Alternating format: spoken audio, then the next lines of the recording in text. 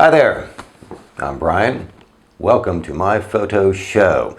Today's topic, AIS series lenses. Why are people paying more for the AIS series as opposed to the AI series? That's my question. That's what I don't understand. Let me explain. I have here two Nikkor lenses. These two happen to be 50 millimeter f1.8 long nose as opposed to the pancake. This one is an AIS series. This one is an AI series. I know that this one is AIS because if I look at the ADR scale, that is the miniature row of aperture numbers underneath the AI prong, or the index, or the metering prong, I can see that the smallest aperture, in this case f22, is orange. That indicates an AIS series Nikkor lens. On the AI series, the smallest aperture, the f22, is white, just like the rest of them. In addition, if I look at the bottom of the lens, I can see that the AIS series has a little divot cut out right here, as opposed to the AI series, which does not. Not that you can see it from here, but trust me, it's there. So, optically, however, these lenses are absolutely identical. The only minor difference, well, the only difference, whether it's minor or not is up to you. The S-series lenses shortened the focusing throw. That is, the focus throw of the AI series, I have to, focus it around like so, as opposed to the AIS, which goes to here, okay? So I've got maybe a third of a turn of a focus throw on the AIS series as opposed to over half a turn on the AI series. And that's common to all AIS series lenses. That's really the only substantive difference that is useful to most people, is that the S-series lenses have a shorter focus throw. If you like that, then you'll like S-series lenses or AIS series lenses. Otherwise, optically, these two lenses are identical. In fact, I did a little checking, and as far as I can tell, the only lens which changed optical formula between the AI series and the AIS series was the 28 millimeter f2.8. That's it. The other lenses all maintain the same optical formula at the time of the switch between, or at the time of the upgrade or the switch, however you want to think of it, between AI and AIS. So what is S? What's the big deal with the S? The S stands for shutter. At the time, Nikon developed aperture priority automation. In the 1970s, when camera makers were developing auto exposure, some companies pursued aperture priority, others pursued shutter priority. Shutter priority was pioneered by Konica and Canon. Aperture priority was pioneered by Nikon, Minolta, and Pentax, and Olympus.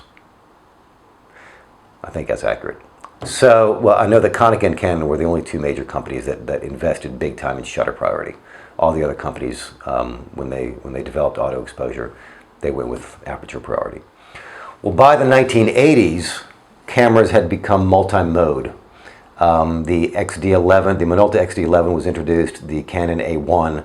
These were cameras that were capable of both shutter priority and aperture priority. So Nikon saw this as the wave of the future. And they felt a need to update their lenses because Nikkor lenses were not optimized for shutter priority. In order to optimize a lens for shutter priority, it needs to be able to interface with the camera such that the camera can control the aperture. In an aperture priority camera, the user controls the aperture, the photographer controls the aperture, and the camera selects the shutter speed.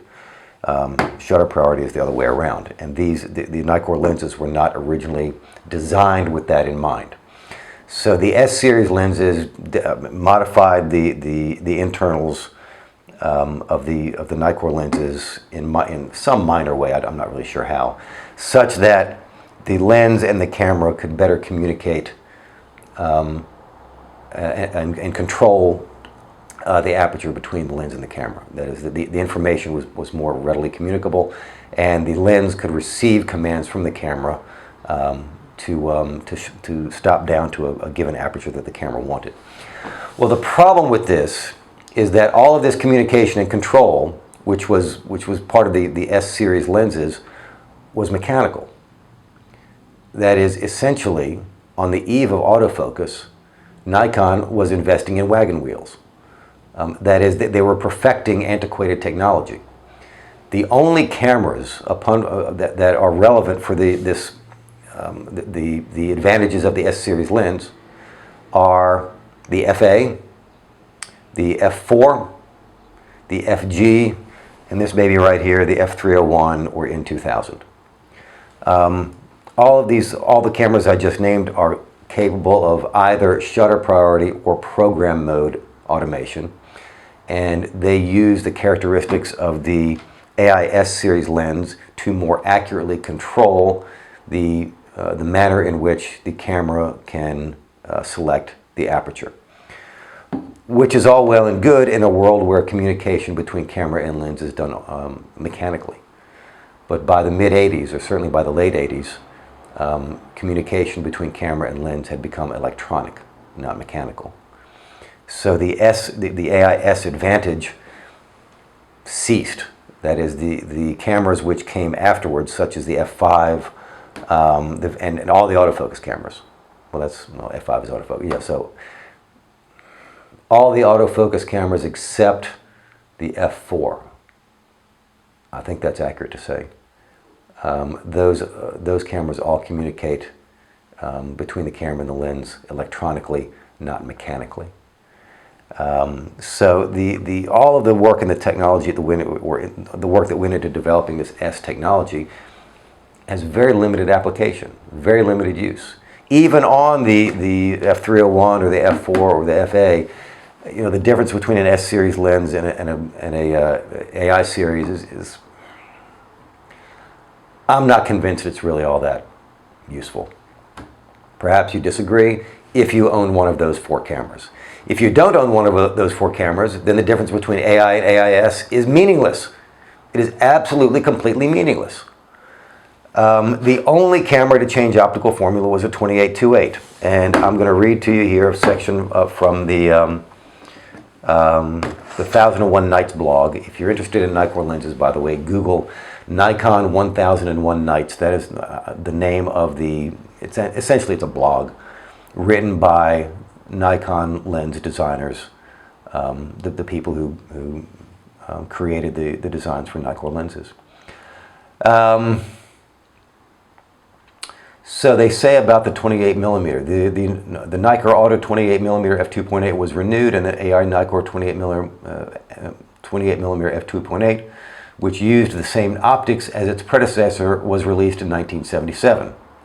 That would be the AI version. However, with development of the new Nikon Series E lenses and plans to release new AIS versions of existing AI lenses surfacing, one problem arose.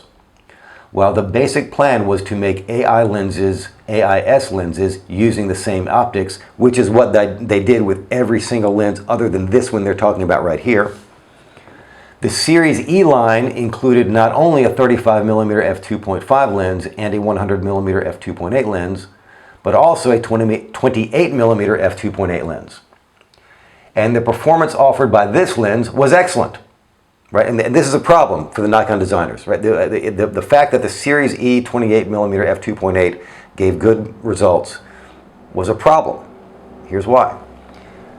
The AI Nikkor lens exhibited very little distortion and superior image formation performance for a wide-angle lens. However, that is superior to the Series E. However, despite the fact that distortion was slightly greater and images tended to exhibit some flare, the Series E 28mm lens offered near equivalent performance to that of the AI Nikkor 28mm lens. And that was the problem. Okay, follow me. Let's keep going. It was important that our Nikkor lenses offer clearly superior performance than Series E lenses. This is how optical design of the 28mm lens was renewed. Mr. Daijiro Fujie was put in charge of design. And it goes on to describe how the new 28mm f2.8 was designed. So this tells us two things. Number one, the S series, that is the S classification, had nothing to do with optics.